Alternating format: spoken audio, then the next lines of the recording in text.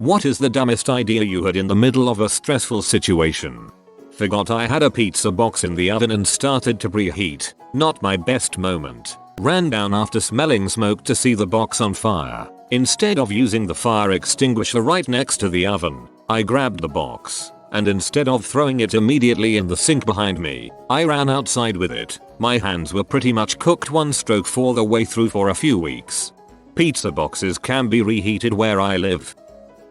When I was a kid I was playing with matches in my room. Started a small fire and began to panic. Solution? Direct the air from my fan towards the fire to blow it out. You can imagine how that went. Similar issue, but I stomped it out. Barefoot. Covered the melted carpet with a rug. Walked on the sides of my feet for a while. And my parents didn't find out for 20+ years. A woman yelled, "Did you sleep with my boyfriend?" and my dumb butt said, "Who's your boyfriend?" That's funny as heck. Lem check. My dinner was in the oven. It caught on fire. Instead of attempting to put out the fire, I took a picture of it and texted it to my mom for advice. I was 39 years old.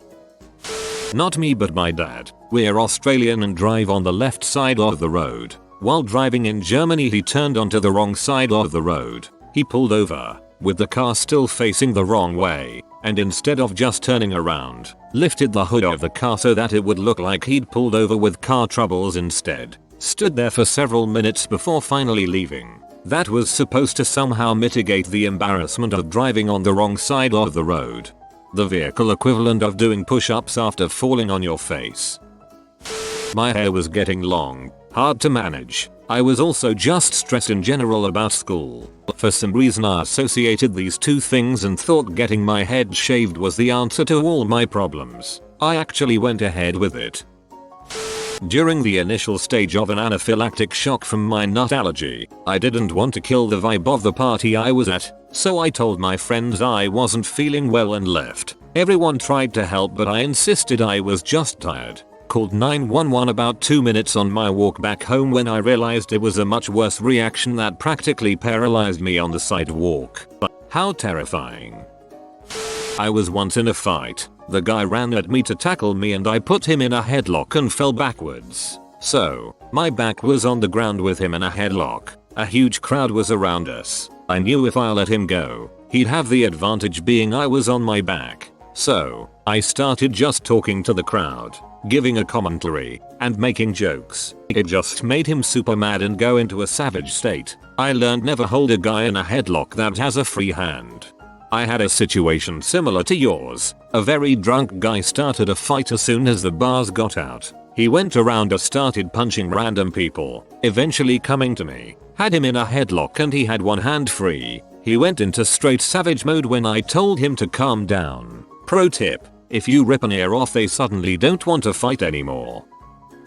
Was having a panic attack. Tried to calm myself with some whiskey. Turns out taking a depressant to relieve anxiety only makes your anxiety worse. You got lucky. The alternative is it works, so you do it again next time. Slowly you come to depend on the whiskey to calm anxiety and you forget your other coping methods. You have anxiety anytime you're not drinking whiskey. You ruin your finances and relationships, and at the end of it all, you still have to learn how to deal with your anxiety. When I was in high school we had to complete a notebook full of work and get it graded. It was time to hand them in and my friend wrote penis on the front cover. I panicked and wrote an S in front of it to spell out spenis. I'm glad my teacher had a good sense of humor. It's not high school if nobody draws writes penis. On my very first backpacking trip, we had a bear encounter just as we were eating supper. There were two small cubs coming toward our campsite when we heard Mama Bear crashing through the brush toward us. My now ex-boyfriend and I were sharing a rehydrated meal and eating it straight from the pouch instead of splitting it into two bowls because I couldn't be bothered washing the bowls. Anyway, I've had the saying, "A fed bear is a dead bear," drilled into me from a young age, and I've always been really good about not leaving food out where bears or other wildlife might get it. So, as I was starting to freak out about this ginormous pee-off mama bear lumbering toward me, I thought I'd better make sure she didn't get any of our food. so I quickly started shoveling the rest of that meal in my mouth and swallowing as fast as I could. My ex and I are still good friends, and to this day he still makes fun of me for how quickly I stuffed almost 2 full servings of Mountain House teriyaki chicken and rice down my throat because I was afraid the bear would eat it. Not sure if this counts. When I was a youngster, this guy and I broke out of juvie during the night. I suggested we go to this park where there are usually people smoking weed. Nobody was there, just 3 dudes off to the side. We went over to talk to them and after a bit we ended up snorting H for the first time. We both got really sick, vomiting every 5 minutes. We were both in such bad shape with nowhere to go. We figured we only had one choice. We broke back into juvie. Never got caught. I can't tell you how many times in college I'd be walking to a midterm or final exam and think about stepping in front of a bus. It was more of an intrusive thought than an actual desire, but the idea was that the overwhelming anxiety I had about the upcoming exam could be instantly and permanently solved. The funny thing is I always did fairly well on tests, mostly A's and B's. The stress and anxiety was completely unnecessary. My kitten started choking and my family didn't know what to do. I said, should we do mouth to mouth, and my dad leaned forward to do it but then stopped and realized that you don't do that on a choking person. So at least I wasn't alone in my stupidity. I was fixing my guitar amp. I grabbed a can of lubricant instead of air spray and sprayed it all over the amp circuit. In a fit of genius I took the amp board into the tub to wash it all off before it damaged anything. I don't have that amp anymore. My school did the school shooting practice without warning. Also, in my country there hasn't been a school shooting ever. My school had never done a practice before, and they did not tell us what was happening. Just started pulling kids in classrooms and blocking doors. When it started to dawn on me that we were in what I thought was a school shooting, I wanted to go onto the roof because I thought I was safe there. I would not have been safe there. Why is the first thing our human minds think is let's go through the window? Probably some kind of I have to get out of here right the frick now line of thinking. When I was about 9, I was in the car with my mom. I was fiddling with the cigarette lighter, the one you push into the console that heated up. I pulled it out and was about to touch it when she firmly told me to put it back and not touch it again. We were on our way back from the grocery store and had to get gas. She pulls over, tells me to wait in the car whilst she gets gas. My 9-year-old self decides to outsmart her. I took one of the plastic bags from the store and wrapped it around my finger, and decided if I had that in place, it technically wasn't me touching it, it was the plastic. It played out as you'd expect. I ended up melting a plastic bag onto my finger and the situation involved me screaming my head off. I melted a band-aid to my arm once because I was curious to see if I could feel fire through the band-aid. Former restaurant server on and off throughout undergrad and all of grad school. On busy nights when I was super weeded. So busy you can't even think straight. Every table needs something at once and the kitchen is yelling for you and the bar made you the wrong drink and you just got seated again. I would have to fight the urge to just leave. Restaurant owner, me too. There were times I wanted to walk and never look back.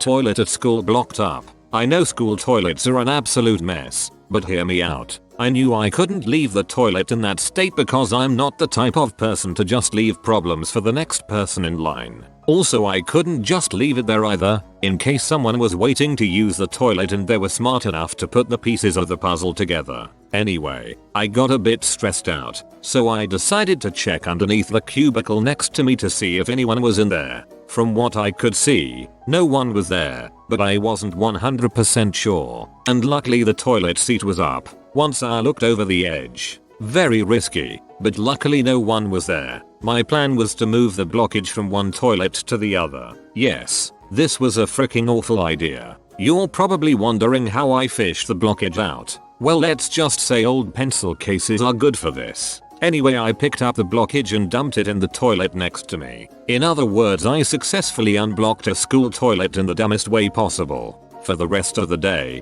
I was disgusted, but at the same time I knew deep down that I went where no one else would ever dare to go. This is also the story of why I refused to use public toilets.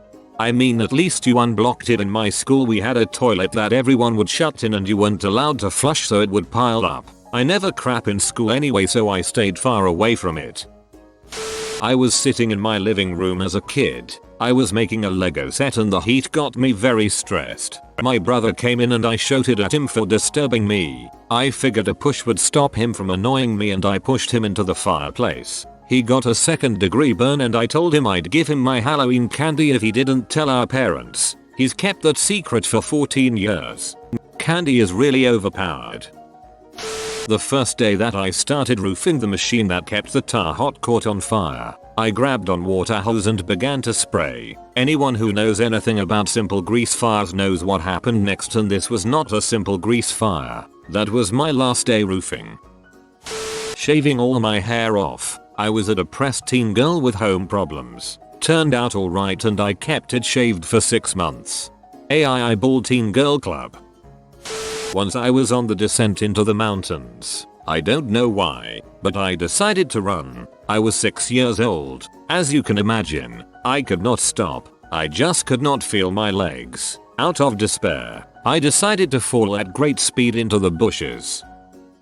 I had a full-on panic attack. Thought it would be smart to lock myself in the half bathroom. I ended up on the toilet for 3 hours until my wife came home from work. Still in full-blown manic mode. She tried to unlock the door. The handle came apart. I'm losing it and I can't get off the toilet to help BC. My legs are asleep from sitting on it for the last 3 hours. We look back and look at our security footage and it looks like Keystone Cops watching her trying to help me, and we both get a good chuckle from it now.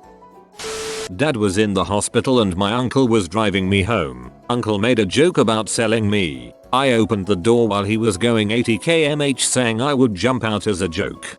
I've done something similar, except I was like 5 and I thought that opening the car door would make the car fly. Not sure how I came to that conclusion. I was driving through town and saw my boyfriend walking up the road holding hands with a woman. I stopped the car and gave chase. I forgot I was wearing a chicken suit, complete with feet and beak.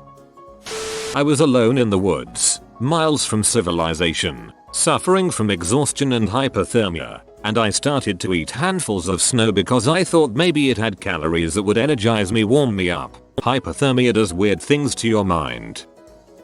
One time I jumped over a balcony to 1 story below to escape a conversation. I blamed it alcohol afterward as an excuse because it was an alcohol party. Even though I didn't drink, it hurt like heck, but I didn't even break a bone, so I guess I got off easy. Man, the other person must not have been very perceptive. Imagine jabbering on, then suddenly your conversation partner flings himself out a window. I'd love to see her face. Pregnant wife started an argument before we both drove to work. Got pretty heated. She got pee and drove off first. So I thought. So when I drove backwards she was still there, sitting in her car, and I backed right into her, put a dent into her car. But instead of looking after my wife and if she was well, I instead checked the car for damages and decided to call insurance while she was still sitting in the driver's seat. Pretty dang stupid of me, and when I'm thinking back, I don't have the slightest idea what was going on in my mind in that situation. Not proud of it at all. I don't know if it counts as idea, but I start losing common, simple words when under too much stress. It's usually my signal to do something about it before I end up in the loony bin. Last year during the pandemic, my classes were online. A teacher called me on the phone and told me that my grades are very different from one another and that she will call me on Zoom the next day and question me so she can decide what my final grade for the year is going to be. I didn't know a thing on her subject. I wasn't paying attention in her classes, but I thought I could pass by because we were online. After her call, I spent all day reading how to hack a computer, instead of actually maybe just studying. My plan was to hack her computer and disconnect her Wi-Fi or something. I don't even know. I was so panicked I didn't realize how dumb that actually is, and in the heat of the moment I thought that's the rational thing to do. I was being followed by some random creep who no matter where I turned kept following me after I got off school. So you wanna know what my brain told me to do? I started doing the JoJo torture dance and played the music to the mass. I can't make this crap up. My reasoning was just, if I'm going to die to some random creep, I'ma die doing something I love. I was having an extremely stressful week at work, while taking medication for some chronic back related pain issues, meaning I was also in pain. A good friend of mine knew I was having a bad time, and that Friday she suggested we meet up with friends at a club in town that we commonly go to. Feeling so intensely stressed out and truly just wanting to forget my troubles for a few hours, I agreed. That was the stupid decision. You know what's commonly prescribed for pain? Benzoyl opiates. You know what you should never, ever do while having opiates in your system? Drink alcohol, and especially for the love of God not in public. I have a permanent, highly visible scar on my leg now from the resulting events. I count it as a win, but some friends and I were drinking outside. It's a private place surrounded by land with farm animals and cottages. One night we notice a car approaching, and that's very unusual, so we were alert. We saw how a guy got out of the car and burned a stable. We didn't know what to do. The guy left, and the best idea we had was to pee the fire out. It worked. But the police came and it was hard to explain it wasn't us who set the fire. The owner of the stable is a bar owner, and in gratitude for saving his animals he gave us a bottle of rum. When one of my kids threw up a beginning of stomach bug at a family Christmas party, I panicked and piled us all in the car for a 2-hour drive home. I will say that I learned that many items can be used to catch puke. Or the time that one of my kids split her chin open on the playground and my body just decided to shut down and pass out at the sight of the open wound. Mother of the year, right here. I was having a nice, peaceful summer evening in my apartment, where I lived alone with my cat. It's worth mentioning that I'm a woman and at the time was about 23 or 24. The weather was nice, so I had the balcony door open to let in the breeze. All of a sudden I heard a man outside screaming bloody murder and yelling, "Help me! For the love of God, somebody help!" Immediately I bolt up, run out the door, and get halfway down the stairs outside before it hits me. I don't have my phone, I'm not wearing shoes, I don't even know where exactly this guy is, and I don't know what he needs help with, or if he really needs help at all. Maybe he's being attacked by someone else, in which case I would be putting myself in danger by getting involved with no way to defend myself. Or maybe he was calling for help in order to lure someone to his location, where he would rob or murder them. It's not likely, but it can't be ruled out. I felt horrible leaving someone who might need my help, so I told myself I would just go inside and get my phone and shoes.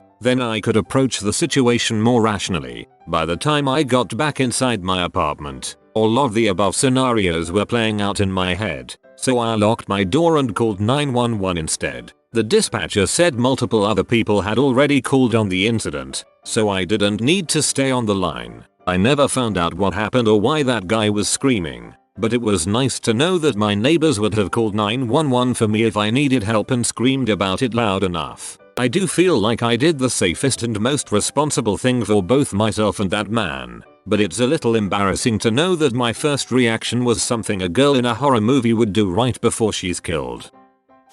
So I was giving a presentation in my 8th grade class and I had a boner, right? So I started giving the presentation and these girls started giggling and pointing at my dong from the back of class, so I straight up pulled down my pants and said, "Well, just tell everyone in the whole world then I have a boner, alright?" Deal with it, thinking it would sound really cool, but instead I was suspended for harassment of the girls in my class for a week.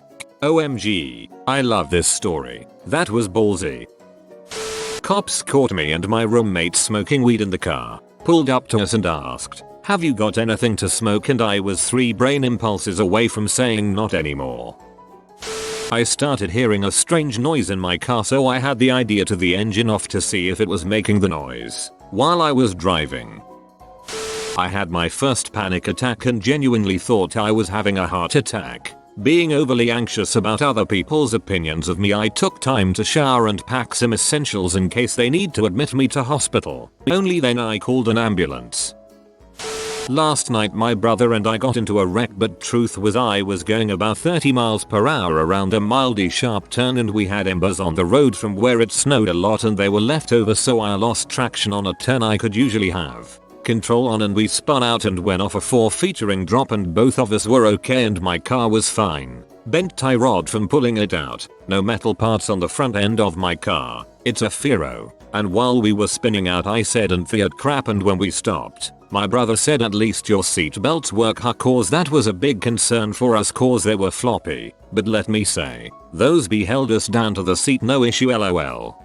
Related to this, my friend and I spent all afternoon fixing the speedometer on his car, and we knew his horn was broken. We went to go get some food afterwards. The guy in front of us in the restaurant parking lot started reversing for some reason. My friend tried to hit his horn a few times, and when it obviously didn't work, I shouted beep.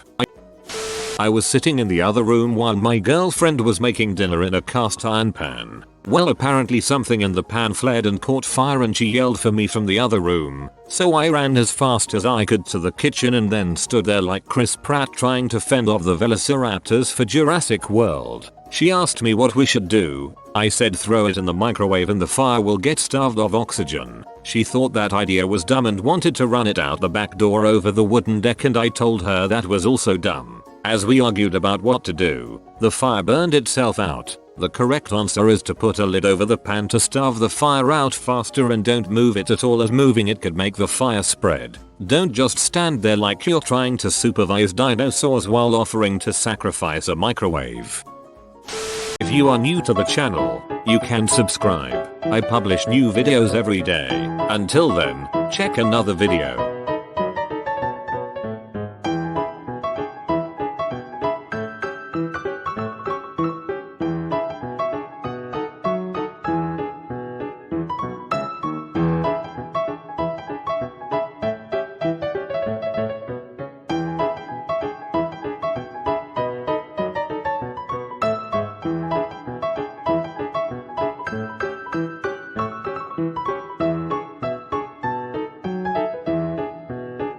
Bye for now.